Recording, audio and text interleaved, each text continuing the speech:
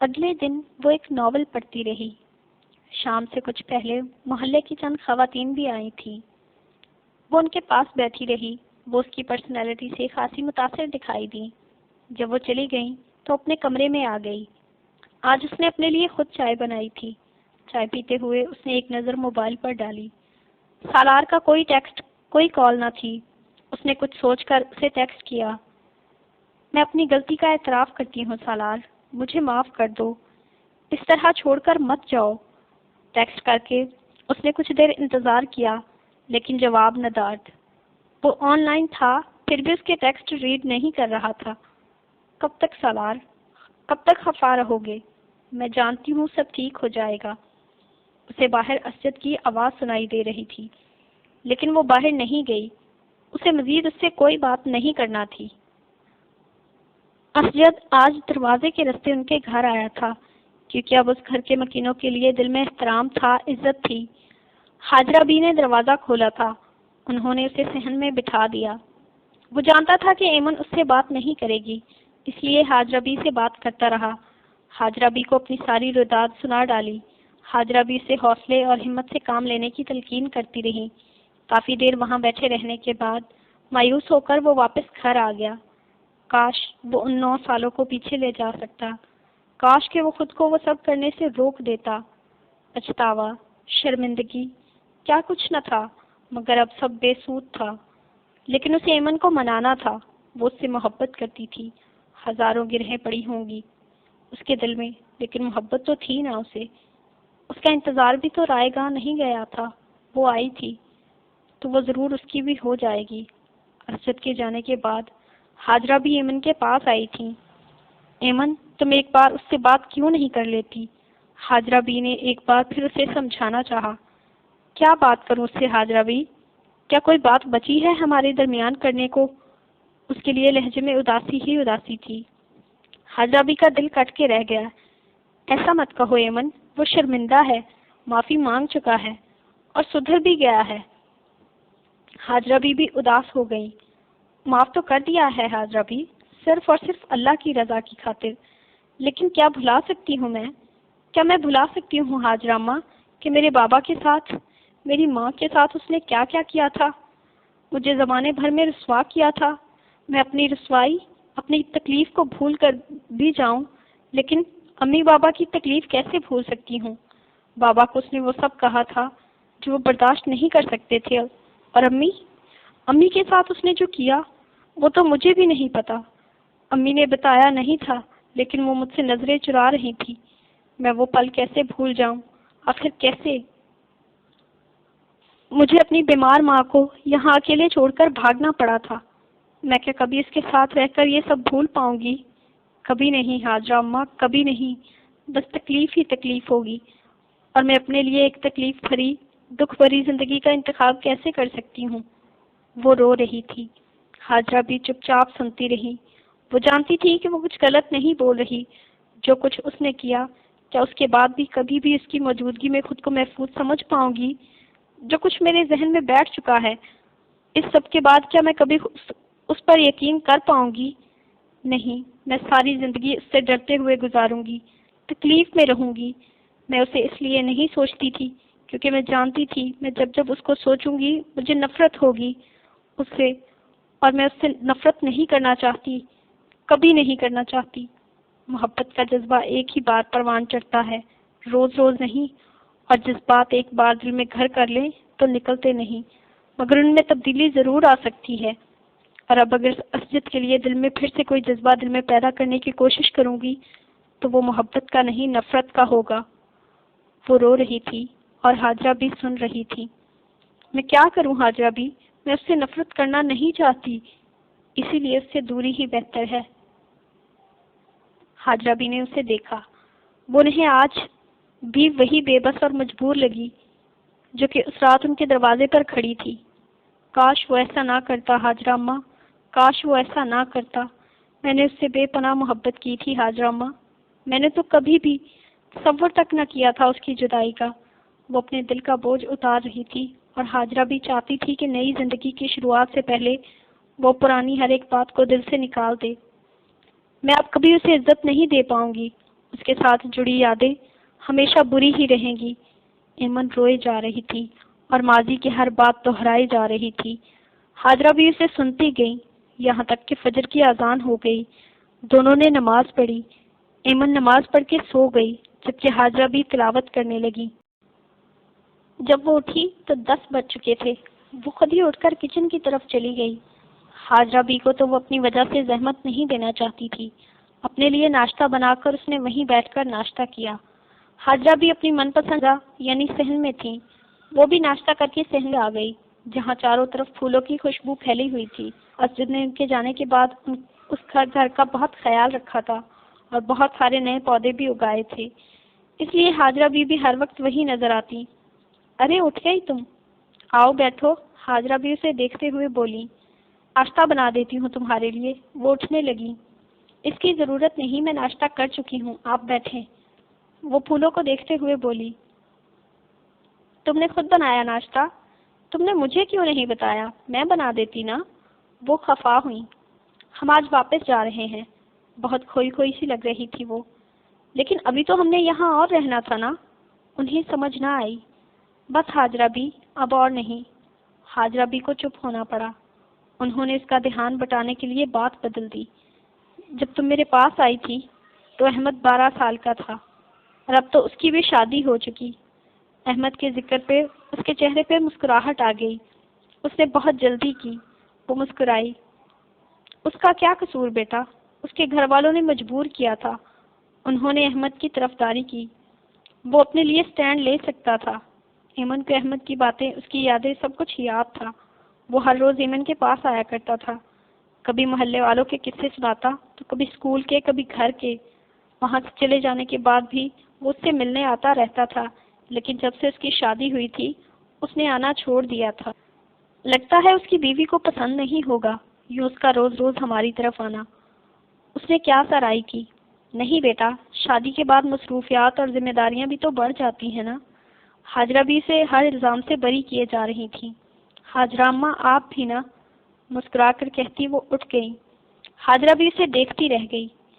کبھی کبھی وہ چٹان جیسی مضبوط لگتی اور کبھی یوں ہی پگھل جاتی موم کی طرح۔ وہ برآمدے میں کھڑی حاجرہ بھی کا انتظار کر رہی تھی۔ وہ اپنے کمرے میں تھی۔ ان کا سامان پیک نہیں ہوا تھا۔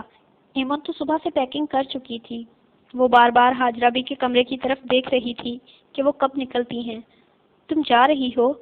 آواز پر وہ چونکی، پھر پلٹ کر اسے دیکھا جو بجھے چہرے کے ساتھ اسے دیکھ رہا تھا۔ اس نے پھر سے دروازے کی طرف دیکھا۔ پھر کب آؤ گی؟ امید بھرے لہجے میں پوچھا۔ تمہیں ایسا کیوں لگتا ہے کہ میں آؤں گی؟ وہ حیران ہوئی۔ خیر، تمہاری اطلاع کے لیے عرض ہے کہ جلد ہی میری شادی ہونے والی ہے اور یہاں تو پھر میں شاید کبھی بھی نہ آ سکوں۔ اسے اس بحث سے کوفت ہوئی۔ تم کسی اور سے شادی کر رہی ہو؟ حیرت و صدمے سے وہ گنگ رہ گیا۔ تم ایسا کیسے کر سکتی ہو؟ تمہیں تو مجھ سے محبت تھی نا، اور محبت کسی ختم ہو جانے والی چیز کا نام تو نہیں ہے۔ اس کے لہجے میں اداسی تھی، درد تھا۔ اس کی تڑپ کو وہ محسوس کر رہی تھی۔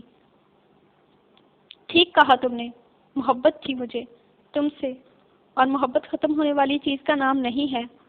مگر محبت میں تو سب کچھ ختم ہو سکتا ہے نا، اور پھر جب سب کچھ ختم ہو جاتا ہے تو اس کھوکھلی محبت کا وجود خود ہی تحلیل ہو جاتا ہے، اور اگر رہے بھی تو کوئی جذبہ نہیں ابھار سکتا۔ وہ اس کی آنکھوں میں دیکھتے ہوئے بول رہی تھی۔ وہ جب سے آئی تھی اسد نے اسے حجاب میں ہی دیکھا تھا۔ کس قدر باوقار لگتی تھی وہ اس حجاب میں۔ بچھڑنے کے لیے لمحے کے سامنے تھے، وہ انہیں روک نہیں سکتا تھا۔ اسد اس کے چہرے پر سے نظریں نہیں ہٹا پا رہا۔ تم خود اعتراف کر رہی ہو کہ محبت تو اب بھی ہے، تو پھر کیوں جا رہی ہو مجھے چھوڑ کر؟ ہم دونوں نہیں جی پائیں گے۔ اسے روکنے کی ناکام سی کوشش کی۔ ہاں محبت ہے، لیکن وہ خود اپنے وجود کو کھوکھلا کر چکی ہے۔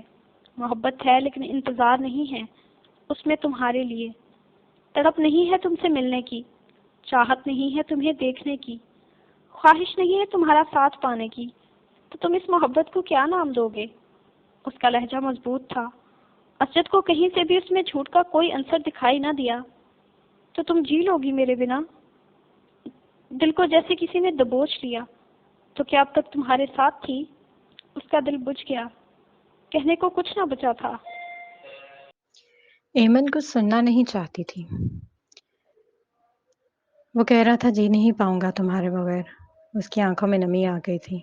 جی لوگے۔ وقت کے ساتھ ساتھ انسان سنبھل جاتا ہے، جینا سیکھ جاتا ہے۔ حاجرہ بھی اب باہر آ چکی تھی۔ ایک نظر ان پر ڈالتے دونوں کمروں کو تالا لگانے لگی۔ تم اتنی یقین سے کیسے کہہ سکتی ہو؟ وہ اس کی آنکھوں میں نمی نہیں دیکھ پائی، نظروں کا رخ بدل دیا۔ مجھ سے بہتر کوئی اس بات کو سمجھ سکتا ہے؟ کیا چوٹ کی تھی اس نے؟ میں کیسے جیوں گا؟ وہ اب بھی اسی بات پر اڑا ہوا تھا۔ تم نے حضرت زکریا علیہ السلام کے بارے میں نہیں سنا؟ ان کو اللہ تعالیٰ نے بڑھاپے میں ایک بیٹا عطا فرمایا، حالانکہ ان کی بیوی انتہائی معمر اور بانجھ تھی، تاکہ اللہ کی رحمت اور فضل سے کوئی بھی مایوسی نہ ہو۔ اللہ تعالیٰ نے فرمایا، یہ ہے تیرے پروردگار کی مہربانی کا ذکر جو اس نے اپنے بندے زکریا پر کی تھی، جبکہ اس نے اپنے رب سے چپ کے دعا کی تھی۔ کیا تم اس سے کچھ نہیں سیکھتے؟ تمہارا پروردگار تو کسی کو بھی کچھ بھی کسی بھی وقت دے سکتا ہے۔ انہوں نے حضرت زکریا علیہ السلام کے واقعہ کو اسی لیے بیان کیا ہے تاکہ کوئی بھی اللہ کی رحمت سے مایوس نہ ہو۔ اس نے تمہارے لیے بھی ضرور کچھ اچھا رکھا ہوگا۔ بس انتظار کرو اور اس پر یقین رکھو۔ وہ تدبیر نہیں، یقین مانگتا ہے۔ میں تمہارے لیے دعا کروں گی۔ اسے اسی طرح چھوڑ کر وہ باہر نکل گئی۔ حاجرہ بی کو وہ ہدایت دے چکی تھی۔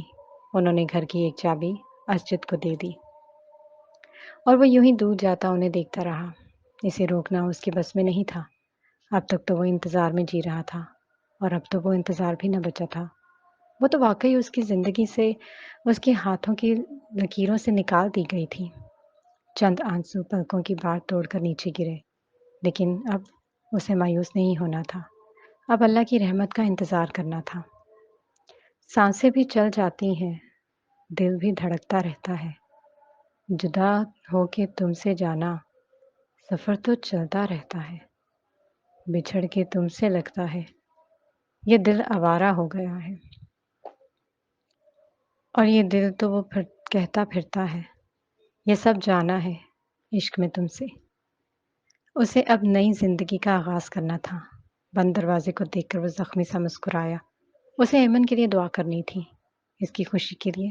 اسے ایک بار پھر سے خود غرض نہیں بننا تھا۔ سالار گاڑی میں بیٹھا باہر جھانک رہا تھا۔ ڈرائیور حیران ہوا۔ سارا آپ باہر نہیں جائیں گے؟ وہ حیران تھا۔ دیکھ نہیں رہے کہ میں کچھ سوچ رہا ہوں؟ وہ بگڑے موڈ کے ساتھ بولا۔ سر جی، جہاز میں بیٹھ کر بھی سوچا جا سکتا ہے، آپ کی فلائٹ مس ہو جائے گی۔ وہ ڈرتے ڈرتے بولا۔ یہی تو سوچ رہا ہوں کہ جاؤں یا نہ جاؤں۔ وہ اداس ہوا۔ تو پھر آپ نہ جائیں۔ وہ بڑے آرام سے بولا۔ اچھا، وہ کیوں؟ سالار دلچسپی سے اسے دیکھنے لگا۔ اگر اب بھی آپ کے لیے فیصلہ کرنا مشکل ہو رہا ہے تو آپ وہاں خوش نہیں رہ پائیں گے، وہ بڑے آرام سے کہہ رہا تھا۔ سالار ایک بار پھر سوچوں میں ڈوب گیا۔ اس بار ڈرائیور کچھ نہ بولا۔ اچھا چلو واپس۔ وہ جیسے ہار گیا۔ پکا نا؟ اس نے تصدیق چاہی۔ ہاں ہاں پکا، چل اب۔ اس کے چہرے پر اطمینان پھیل گیا۔ وہ اب پرسکون ہو گیا تھا۔ پھر ایک نظر ایمن کے ان ریڈ ٹیکسٹ پر ڈالی جو بہت سارے تھے۔ وہ روز ہی کچھ نہ کچھ لکھتی تھی جسے نہ پڑھنے کے لیے وہ خود پر بڑی مشکل سے قابو پاتا، مگر اب وہ لوگوں پر مسکراہٹ سجائے ان سب کو پڑھ رہا تھا۔ سالار کو یقین نہیں آ رہا تھا کہ وہ اس کے سامنے بیٹھی ہے اور اسے اب اس بات پر تمام حقوق حاصل ہیں۔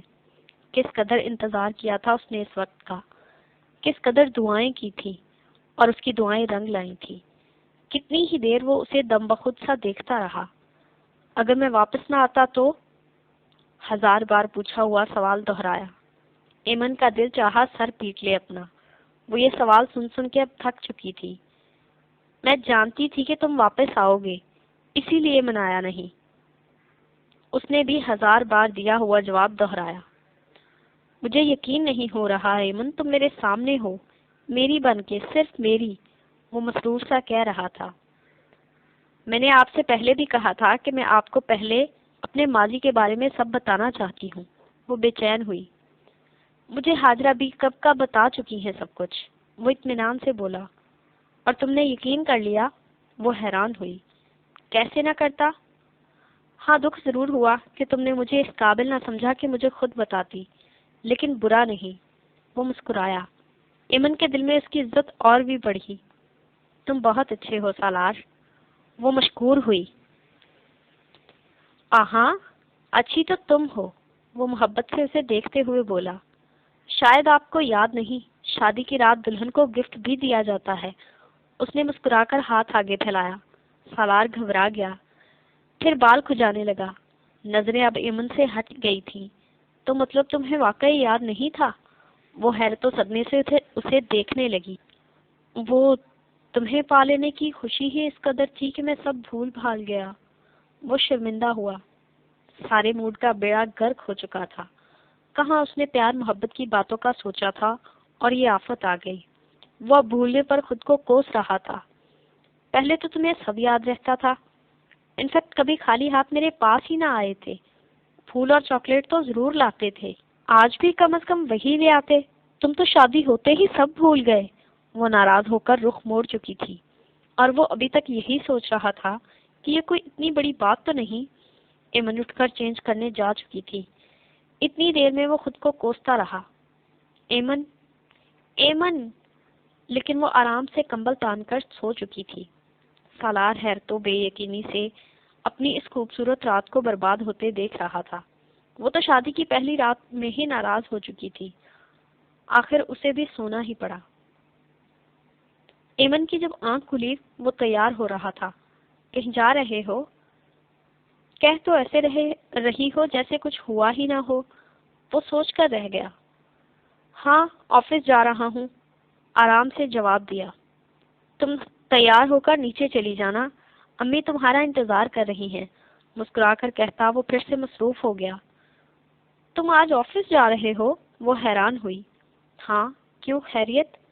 تم نے کوئی پروگرام بنایا تھا کیا؟ وہ فوراً سیدھا ہوا، مبادا وہ پھر سے ناراض نہ ہو جائے۔ کل ہی تو شادی ہوئی ہے ہماری، اور آج آپ آفس جا رہے ہیں؟ وہ اداس ہوئی۔ تو تم جانتی ہو تمہاری توجہ کچھ خاص نہیں تھی اپنی جاب پر، اور کام بھی تو بہت کم کرتی تھی، تقریباً جب تمہارا موڈ ہوتا، اور ان ایکسپیرینس بھی تھی، تو کافی نقصان ہوا ہے ہمیں کاروبار میں۔ مجھے اب زیادہ محنت کرنی ہوگی، تو کیسے چھٹی افورڈ کر سکتا ہوں؟ وہ معصومیت سے بولے جا رہا تھا۔ اسے احساس نہ تھا کہ ایمن کا چہرہ ضبط سے سرخ پڑ چکا تھا۔ چپ کیوں ہو گئے؟ گنوا دینا مجھے میری ساری برائیاں، ساری خامیاں، اور کتنا نقصان کیا ہے میں نے آپ کا۔ حد ہے، رات میں آپ کو گفٹ یاد نہیں تھا اور آج آپ مجھے اپنی خامیاں گنوا رہے ہیں۔ اللہ اللہ، ابھی تو شادی کو صرف ایک رات ہوئی اور آپ اس قدر بدل گئے، آگے کیا کیا ہوگا؟ وہ غصے سے کہتی واش روم میں گھس گئی، اور وہ حیران سا کھڑا رہ گیا۔ ایسا کیا کہہ دیا میں تو صرف بتا رہا تھا، وہ سوچنے لگا۔ ایک بار پھر سے وہ ناراض ہو چکی تھی۔ اس نے خود کو سرزنش کیا۔ سارا دن وہ برے موڈ میں رہی۔ رابی آنٹی بہت خوش تھی، سارا دن وہ اسے کمپنی دیتی رہی، لیکن وہ بجھی سی تھی۔ وہ حیران ہوئی، اسے تو خوش نظر آنا چاہیے تھا۔ سالار جلدی گھر آ گیا تھا۔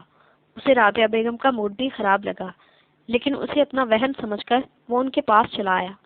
سالار، تم نے ایمن کو کچھ کہا ہے کیا؟ انہوں نے بنا گھمائے پھرائے دو ٹوک بات کی۔ سالار کا سر گھوم گیا۔ یہ آپ سے صبا نے کہا؟ نہیں، اس نے کچھ نہیں کہا، لیکن وہ اداس تھی۔ دیکھو، تم نے مجھ سے جب پہلی بار اپنی خواہش کا اظہار کیا تھا، میں ناراض ہو گئی تھی، میں اس رشتے پر راضی نہ تھی، لیکن تمہارے اصرار کی وجہ سے ماننا پڑا۔ لیکن اب تم ایک بات ذہن میں اچھی طرح بٹھا لو، تمہیں اسے خوش رکھنا ہے، مجھے تمہاری کوئی شکایت نہ ملے۔ وہ بہت اچھی لڑکی ہے سالار، تم اس سے کچھ بھی ایسا ویسا مت کہہ دینا۔ وہ خاموشی سے سنے گیا۔ جی بہتر، اسے اب ایسا نہیں ہوگا۔ انہیں یقین دلا کر وہ اپنے کمرے میں چلا آیا۔ وہ منہ پھلائے بیڈ پر بیٹھی تھی، اسے دیکھتے ہی رخ موڑ گئی۔ وہ مسکرایا۔ تو تم آج اداس رہی ہو سارا دن؟ وہ اس کے سامنے کھڑا پوچھ رہا تھا۔ وہ اٹھ کر جانے لگی۔ سالار نے ہاتھ پکڑ کر اسے اپنے سامنے کیا۔ ناراض ہو مجھ سے؟ اس کے دل کی دھڑکنیں تیز ہو گئی۔ یار تمہیں پا لینے کی خوشی ہی اس قدر تھی کہ میں سب کچھ بھول گیا، اور سچ میں جو کچھ میں نے صبح کہا، میرا مقصد تمہاری انسلٹ کرنا ہرگز نہیں تھا، میں تو بس سچ بتا رہا تھا، اس نے وضاحت دی۔ ایمن کو خود بھی ناراضگی کے یہ جواز برے لگ رہے تھے۔ تو معاف نہیں کرو گی؟ وہ اس کے اتنے قریب تھا کہ ایمن چہرہ نہیں اٹھا پائی۔ آپ مجھے معاف کر دے، اس نے دھیرے سے کہا۔ تمہارا پسندیدہ شاعر فراز ہے نا؟ وہ پوچھ رہا تھا۔ ایمن سے کچھ بولا نہیں جا رہا تھا۔ اچھا، لیکن مجھے تو اس کا کوئی شعر نہیں آتا، وہ یاد کرنے لگا۔ ویسے اس قدر اداس اور بورنگ شاعری تمہیں کیسے پسند ہے؟ تہذیب حافظ جیسے شاعروں کو پڑھا کرو، اچھا محسوس کرو گی، وہ اپنی دھن میں کہے جا رہا تھا۔ ایمن ایک جھٹکے سے پیچھے ہوئی۔ تو مطلب اب آپ کو میرا پسندیدہ شاعر بھی نہیں پسند؟ غصے سے کہتی وہ باہر نکل گئی۔ وہ ہنسنے لگا۔ اب زندگی ایسے ہی تو گزرنی تھی، روٹ سے مناتے۔ زندگی حسین بھی ہو سکتی ہے، اگر چاہیں تو رنگین بھی ہو سکتی ہے۔ یقین پہلا فریضہ ہے محبت کے فریضوں میں، یہ جذبے پاک ہوں تو محبت مل بھی سکتی ہے، یہ سب جانا ہے عشق میں تم سے۔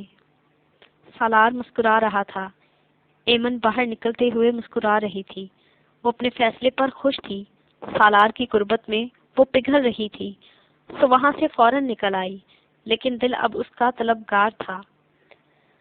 زندگی میں ہارنا بھی ہوتا ہے، کبھی حالات سے بھاگنا بھی ہوتا ہے، چھپنا پڑتا ہے پھر اپنے ہی سائے سے، ورنہ جسم بازار محبت میں نیلام بھی ہوتا ہے، مڑنا بھی ہوتا ہے، پلٹنا ہوتا ہے، پیار تو اکثر ناکام بھی ہوتا ہے، سب جانا ہے عشق میں تم سے۔